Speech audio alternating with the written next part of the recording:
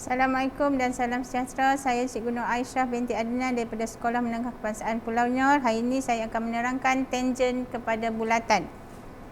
Okey, standard pembelajaran bagi tajuk tangen kepada bulatan 6.3.1 mengenal dan memerihalkan tangen kepada bulatan. 6.3.2 membuat dan menentusahkan konjektor tentang sudut di antara tangen dengan jejari bulatan pada titik ketangenan. Sifat-sifat berkaitan dengan dua tangen kepada suatu bulatan, hubungan sudut di antara tangen dan perentas dengan sudut dalam tembereng berselang-seli yang dicangkum oleh perentas itu, dan seterusnya melakukan pengiraan yang berkaitan dengan tangen kepada bulatan. Okay, lihat tayar motosikal, adakah dia menyentuh jalan pada satu titik ataupun banyak. Okay, dalam matematik, tangen kepada bulatan ialah suatu garis lurus yang menyentuh bulatan tersebut pada satu titik sahaja.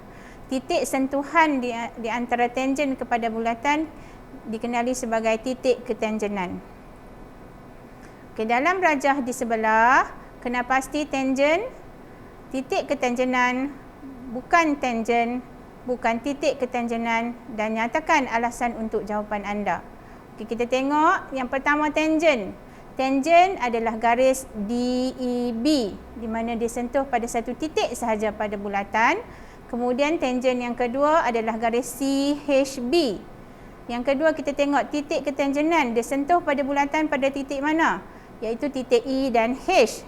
Bukan tangen adalah garis FB. Bukan titik ketangenan adalah titik F dan G. Okey, apakah yang anda tahu tentang nilai sudut di antara tangen kepada jejari bulatan pada titik ketangenan?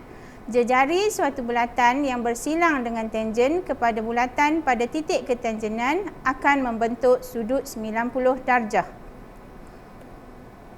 Okey, rajah di bawah menunjukkan bulatan berpusat di O diberi bahawa segitiga OQS ialah segitiga sama sisi dan PQR ialah tangen kepada bulatan.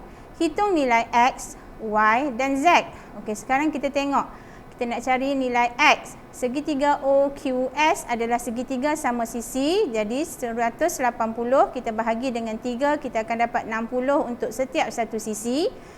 X, kita akan tolak 180 tolak 60 degrees. Kita akan dapat 120 darjah.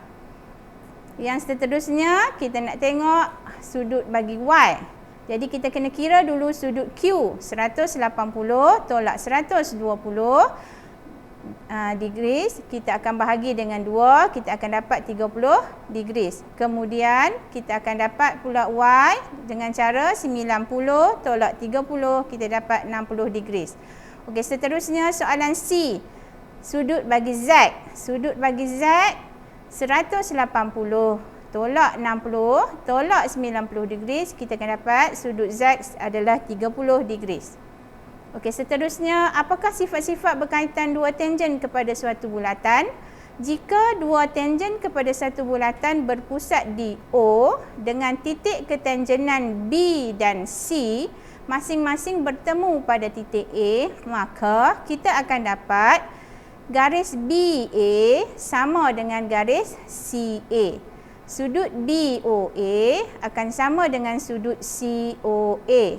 Sudut OAB akan sama dengan sudut OAC.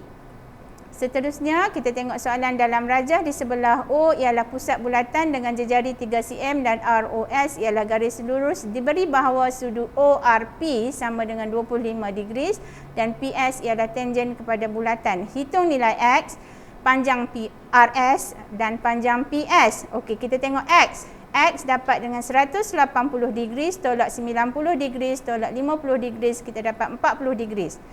Panjang PS kita dapat dengan cara tan 40 degrees sama dengan S per dengan panjang PS. Jadi PS kita dapat 3 per tan 40. Kita akan dapat 3.575 cm. Okey, seterusnya panjang RS, OS sama dengan punca kuasa 2, 3 kuasa 2 tambah dengan 3.575 kuasa 2. Kita akan dapat OS sama dengan 4.667 cm. So, RS kita tambah RO tambah RS, kita akan dapat 7.667 cm. Okey, sekian. Terima kasih. kasih.